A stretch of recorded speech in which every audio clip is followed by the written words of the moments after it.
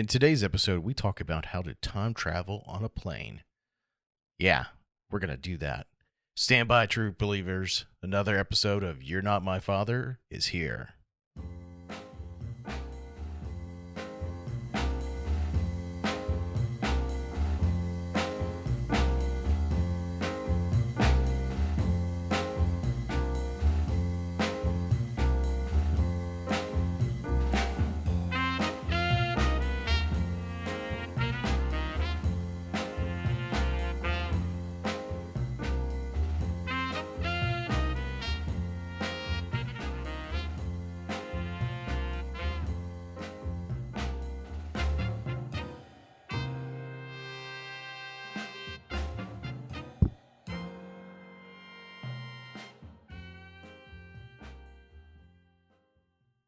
Welcome back to You're Not My Father, the best family-friendly podcast from Alaska and this side of Anchorage. I'm your host, Thomas Brando Greenman.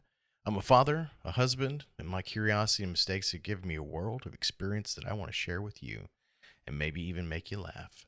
Our podcast is made just for you to learn something positive, something that you can apply to your life as a parent, kid, or otherwise. So without further ado, let's do something. And just as a reminder, today's show is sponsored by melatonin. Melatonin, helping you sleep on planes since somewhat recently. If you have disposable income and you feel like you want to spread the word on your on your product, let us know at facebook.com/YNMF show. So why am I talking about how to time travel whenever everybody tells you that time travel is not possible? It doesn't exist. People don't do it. Well, time is kind of a measure or is a perception of what we have and how time passes. So realistically, your perception is your reality. Now, I know we're going to get into some philosophy type thoughts with those words, but realistically, what is time travel to you? What is it to anybody else? I mean, if you're going to put it up against a scientific method and make sure that it washes with whatever scientific control, then you're right. This is not time travel. But my perception, Miss Moneypenny, is that time travel is your perception. So as long as it's your perception, it could be whatever you want. But let me paint a picture for you. You get on a plane, and you're having to travel to a faraway place. I'll give you a great example. I was at a conference in Clearwater, Florida this past week. As a matter of fact, I got in at 2 o'clock this morning, and I'm still tired. But the flight to Clearwater is a bit of an odyssey. So if you're looking at Ulysses, Greek hero, whenever he went off to war with Troy, it was the Iliad. That was where he went. That was that whole lead up to everything else. And so usually I kind of write out my scripts and I kind of freebase a little bit. Freebase, whoa. I didn't mean to say that. Freelance it, not freebase. But this time around, I needed to get in another episode. I figured I'd kind of freebase, freelance this episode. And really kind of tell you about how I time traveled on my trip. So the basis of my trip. I really need more sleep. But interestingly enough, that is the key point to all this, but I digress. So to travel to Clearwater, which is right next to Tampa, you have to get on a plane to Seattle, typically. And that's what I did. It doesn't always work that way. Sometimes you can get a flight to Minnesota or another place, but more often than not, most Alaskans will fly to Seattle In Seattle, SeaTac, Seattle Tacoma Airport, very big airport, very big. It's huge. You fly in Seattle and you make your connecting flight, and then off to wherever else you go. So that flight can be 3.5 hours. It can be 4. To describe my journey, I think it was about 3.5 hours to Seattle. It ended up being longer because there was heavy fog and clouds, and we got waved off right as we were coming into land because of the clouds. So we had to fly around SeaTac or fly around Seattle and come back in again, which was not fun for somebody who kind of is a little OCD about flying. But we got there. Now, I'm not going to tell you everything just yet, but I will tell you that I time traveled that first leg, and it was pretty good. So from there, I had a little bit of a layover, and I flew all the way to Tampa International Airport. And so I think that was just under 6 hours, I believe. But I think with the delays on the airfield to take off, I think it was probably more like 6. So by the time I got to my hotel, after getting my bags at the airport and whatnot, I think it was about 5 o'clock Eastern time. So if you can kind of do the numbers here, I left my house about 11:30 p.m. on Friday, and that's Alaska time, and then I get to my hotel room around 5 or so Eastern time in the evening. So it's a pretty long day. And then on the way back, it was about 6 hours. And then we get waved off again in Seattle. And then on the way home, it was probably about 3.5 hours. And there was no layover to get to my house. So I was thankful for that. But I performed time travel in both of those scenarios. And I've got to tell you, if you're looking for some kind of mystical, magical secret, some kind of esoteric knowledge that I'm going to pass on to you, I'm going to disappoint you. I'm going to tell you the simple thing to time travel on a plane is sleep. And you're probably mad right now, but don't be mad. Let me explain a little bit further. You're in here for 8 or 9 minutes. Give me a few more minutes before you hang up the phone. So you get on the plane and you have a seat. Maybe you're nervous, maybe you're not. But whatever your mental state is, you're not really looking forward to sitting on the plane. Now, there might be somebody that is pretty used to flying, and maybe they enjoy talking to people and being really close to people, and the little single serving snacks and all the other airport nonsense that you have to kind of go through. It's not a really fun experience. I guess you could have some fun in pieces, but generally not. So what you're wanting to do is you want to get there faster. You certainly probably are not picking the longest flight. You want to find the shortest flight. The shortest flight. You're not looking for a fight. So how do you make it short? Well, you can't control the plane. You can't control what else is going on. But what you can do is you can change your perception of it. And so sleep is how I do it.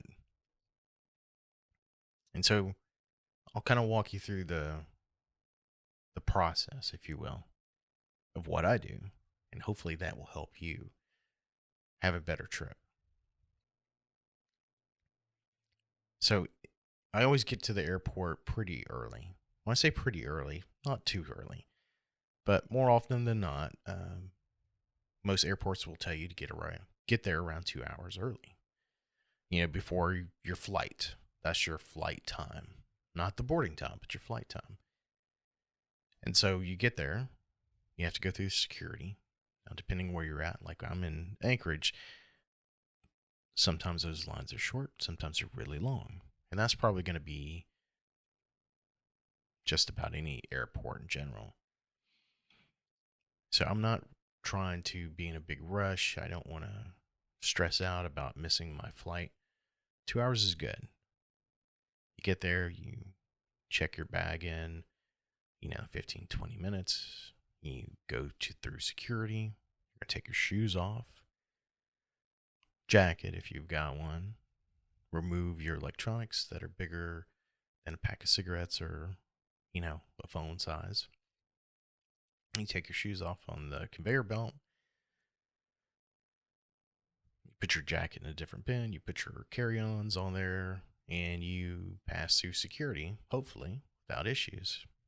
Now, myself, I have this great lizard tail belt, and so it doesn't have any metal. You just kind of pull it, and it's kind of like a rope, but it's not as crude as a rope. But I can keep that belt on. There's nothing metal, so I don't have to worry about my pants falling off whenever I take my belt off. And it makes things pretty comfortable and easy. Not a sponsor of the show, but if they do want to sponsor my show, I'd be happy to do that. But you go through security and you put all your stuff back, put your shoes back on. Then you got to go to find your gate. And so you're wandering through the airport, or I'm wandering through my airport, and I'm trying to find my gate. I find it, and maybe I'm sitting there for a little while, maybe I'm not. Probably at this point, it's probably 30 minutes in, possibly. So one of the things I do at this point is, prior to all this, is I'm not really eating a lot. I'm not really drinking a lot. As a matter of fact, I'm still a little dehydrated from what I typically do. Now, I'm not saying that I'm trying to dehydrate myself so bad where I feel horrible or unhealthy, but I'm not going to the bathroom on a regular basis. But I'm trying to get it out of my system. So I go to the bathroom, I hang out, take some pictures, do whatever else. Boarding comes up before you know it.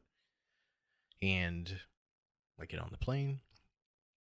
I always try to get a window seat. I sit up against the window. I have one of those neck collars, but I don't use that neck rest as a what it's intended for. I use that to kind of prop my head up against the wall of the plane or the window or maybe even my arm.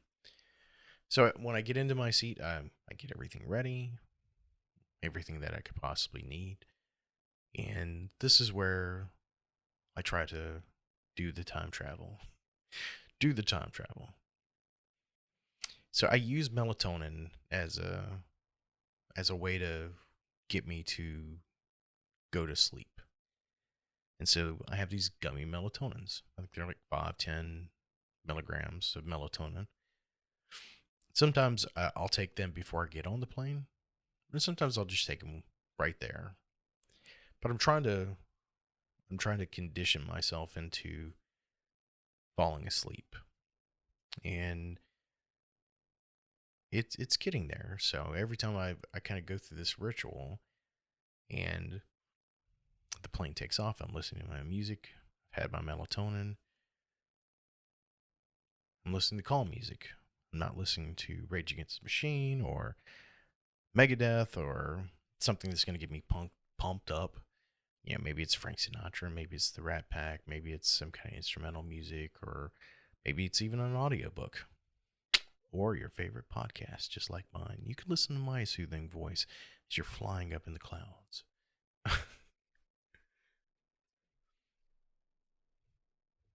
So you're flying in the clouds. You're getting calm. The melatonin's kicking in, and you're enjoying yourself.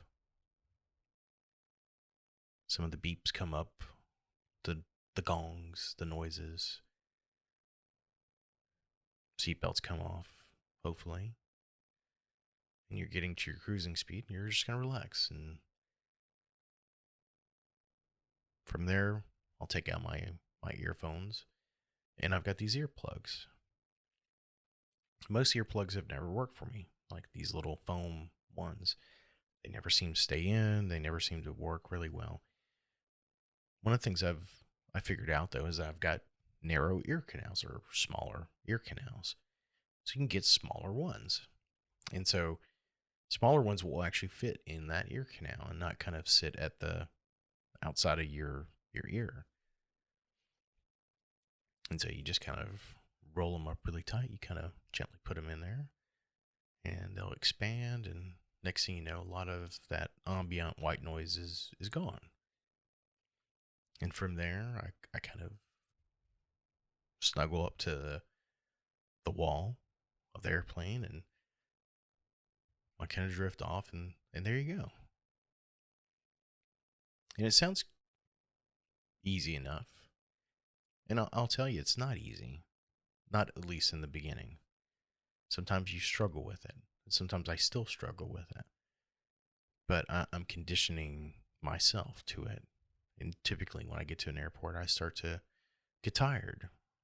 And so I'm trying to build up that tired reflex. Because ideally what I want to be is I want to be on the plane and fall asleep. And sometimes, not all the time, and it's not a guarantee, but sometimes I'll wake up and I'm hearing the gong or the engines wind down, and maybe you kind of feel the plane slow down a little bit. And you're maybe having your final descent into the Anchorage or Seattle or Miami or Orlando or wherever it is. And so you probably just washed away 3 hours, or maybe you got lucky and it was 6. And so sitting in the window, you can't really kind of climb over people and go to the bathroom. But if you're dehydrated, you're not drinking a lot, you're not eating a lot, you're not really going to have to go to the bathroom. You may need to go, you probably will, right after you get done and off the plane. But at the moment, you're doing pretty good. And so that's my form of time travel. And so I was able to time travel successfully multiple times on my way from Anchorage to Seattle. I think I got about 2 hours in. So it kind of put me at about an hour or so flight. That was my perception. And then flying from Seattle to Tampa, almost 6 hours. I think I was up for probably about an hour and a half.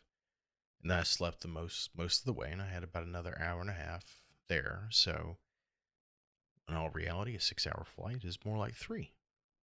Pretty awesome. And on the way back, very similar type of thing. And it's a skill. It's a skill, but you can do it. And so for a long time, I kind of struggled with being bored and anxious and OCD and how do I control my feelings. And this is how I control them.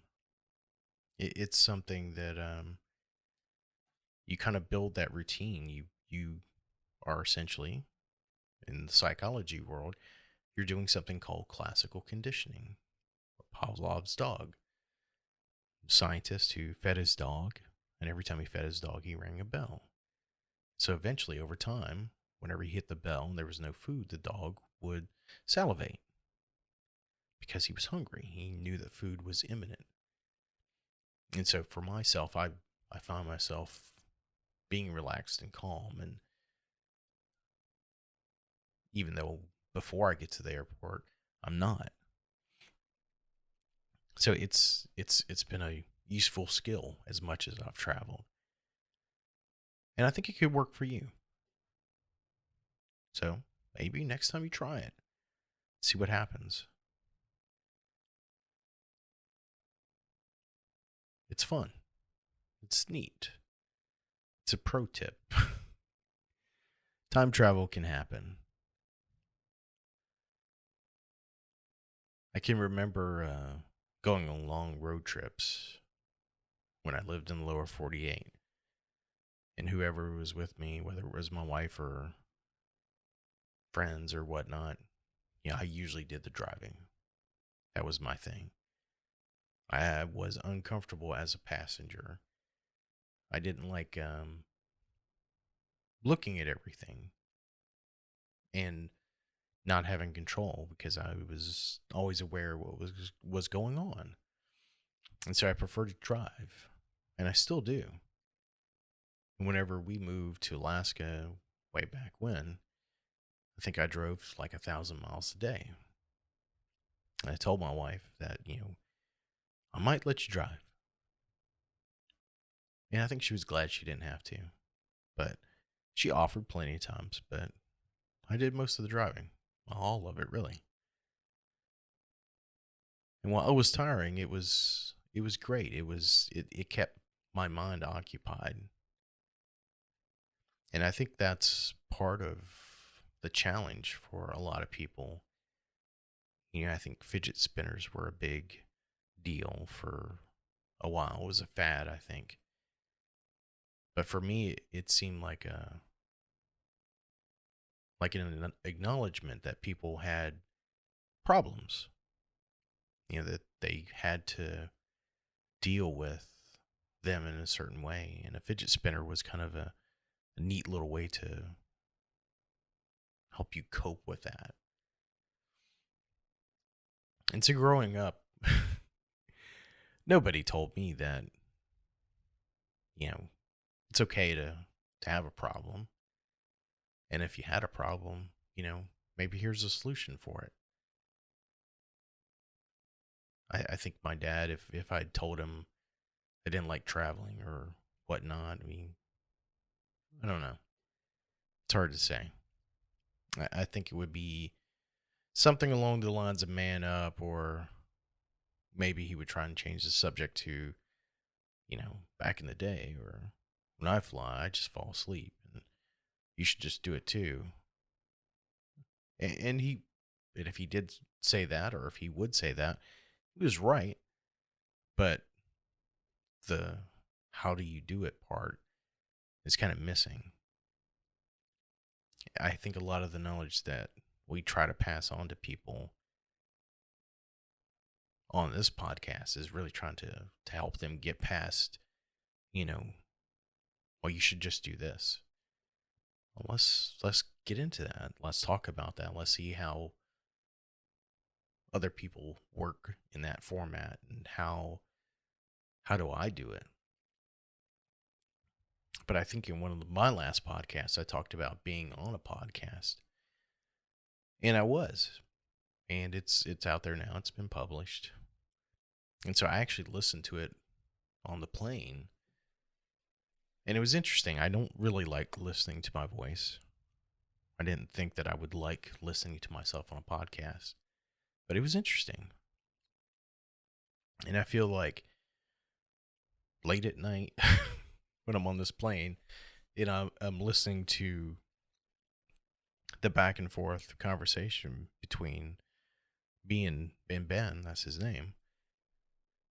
It was interesting. I think I learned some things about myself. I certainly learned a lot from Ben, but it was,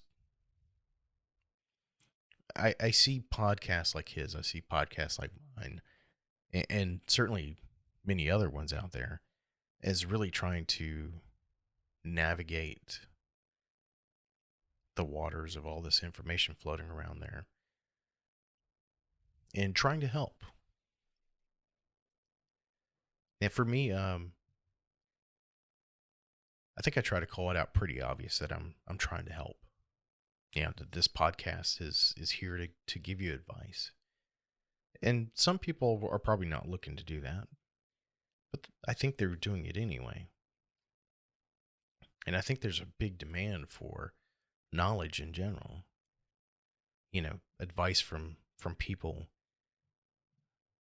that you probably wouldn't get somewhere else. In some ways I think it's kind of dangerous. Misinformation with news, especially in the past election cycle. But I don't get political on the show. least I try not to. I think my end goal is to really kind of help and elevate people and bring whatever value I can. It's a lot of things that I've learned at the business I've been at for the last 15 years, I think. And it's also the values of one of the peer associations that I belong to that I was actually at a conference. And the beautiful thing about that conference was that everybody was trying to help people and give them advice. And it wasn't bragging. I think a lot of people just really wanted others to succeed. And maybe some were bragging, and maybe there wasn't a whole lot of success that they were trying to do.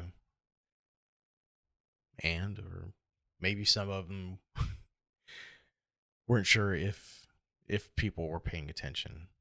I certainly know that sometimes I have to wonder if somebody asks me for advice and I give it, whether or not they would actually consider it or not. Or maybe they just wanted to have somebody to talk to. And that's okay. But that's why I'm here. I actually mentioned my podcast to a really neat guy that I met at the conference who had some pretty original ideas. And it was a great conversation. I learned from everybody, especially him. And so when I told him the premise of the podcast, he kind of came up with my selfish goal, of that immortality and that desire to pass on this information to my kids or really anybody that would listen. And I told him that's exactly it. That is one of the main reasons why I do this.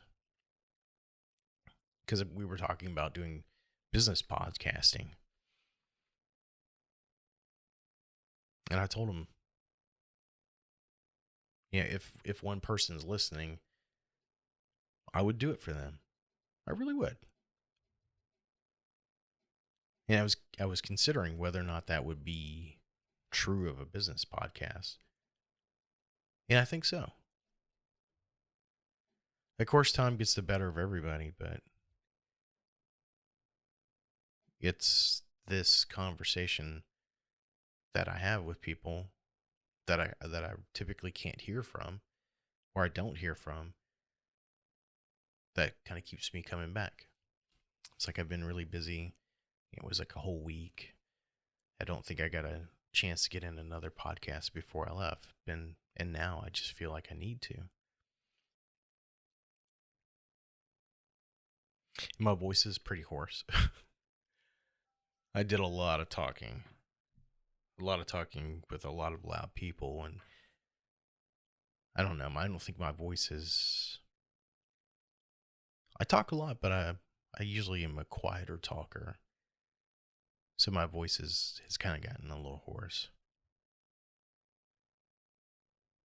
But I'm glad that I was able to have this podcast and tell you about time travel.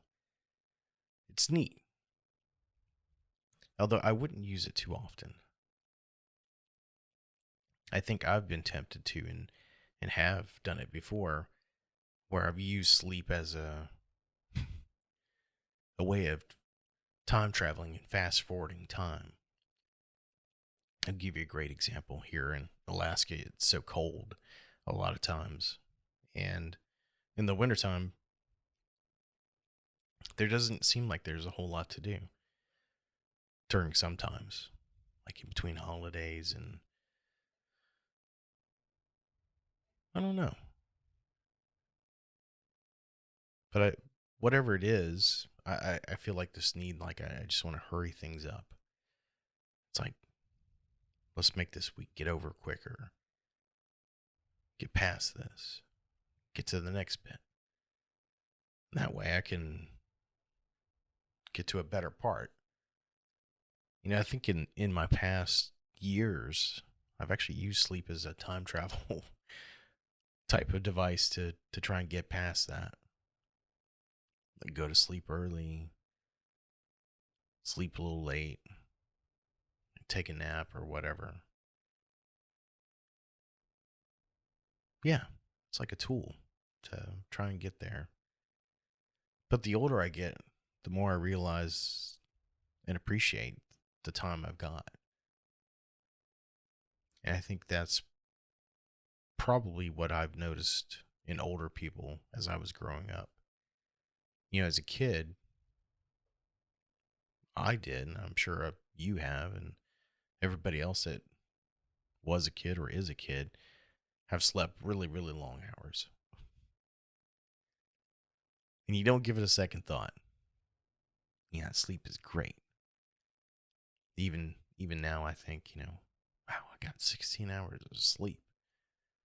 It was awesome. I could have got a couple more. And the flip side of that, I would see like my grandmother or my dad, probably more my grandmother, they wouldn't go to sleep too late, but they would get up really early. And it seemed like they had it all planned out. Always eating fresh fruits and vegetables, going out to eat early, the early bird discount. But yeah, getting up early in the morning and enjoying the day. It's something I've always missed about my grandmother. I think there's a big part of me that whenever I get up early, I think of her and or my dad too. Back in the day, my dad used to get up pretty early, have a cup of coffee, you'd smell it. I do it too. It's one of the big things that gets me out of bed in the morning. But yeah, I don't want to waste time anymore. I think I wasted a lot of time whenever my grandmother was around. You have to ask yourself, what would I do if I could have an hour with her or 10 minutes with her? Like if you could pick up your phone and call them, and you could actually get them on the phone. They're saying, hey, I gotta go. But yeah, I can talk real quick. Just tell me what's going on. But I've got to go. And wow, be amazing. It does sound like a Stephen King audiobook I listened to. But yeah, the creepy stuff aside, it'd be amazing. So yeah, that second part, the the drawbacks of time travel on a plane. Yeah, it can be great. Outside of the plane, you have to use it sparingly. You don't want to spend your life half asleep or all the way asleep. You're going to miss a lot of life. So take advantage of it. Do something with it. But just know this, that there's going to be some times that you're going to be tired and you're going to take a longer sleep than normal. But try to make sure it doesn't get too far out. Like what they say, everything in moderation.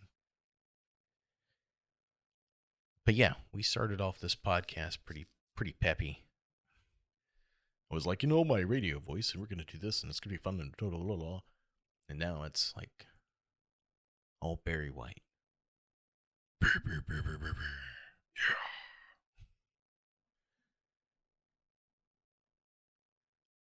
But I think we've had some good fun. Good vibes only, right? So be sure. I want you to be sure you subscribe to us. Apple Podcast, Overcast, Spotify, Apple Podcast, Google Podcast, Anchor, and more. And if you did find this podcast useful, please tell your friends. Say something on social media. Tell your pets. They'll listen. And anybody else who will listen. You can also follow us on facebook.com/YNMF show. We don't always put a bunch of updates and forecasts in there, but I'm looking forward to the future. 2021 is gone. It's in the rear view. 2022 is going to be a great year, I think. And if it's not, I think it's our faults. It's our fault. Not the show, not me. I think collectively. I think the positivity that we have can absolutely make this year really, really great. And that's not just a bunch of crap. I really do think that. COVID has really made us stronger people, I think. Open up our eyes to what's possible. Yeah. So that's it for today. We have time traveled 36 minutes into the future. And unless you were counting, you probably didn't even notice it. It might have just gone right on by. Remember, if you're a fan of us, then we're a fan of you. It's true. So take it easy. Stay positive. And remember, good vibes only.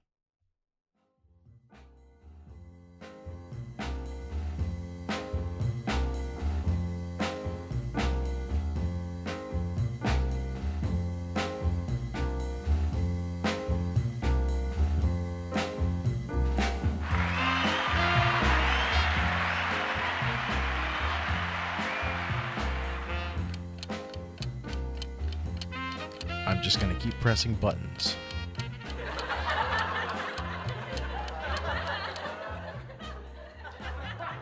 They love us.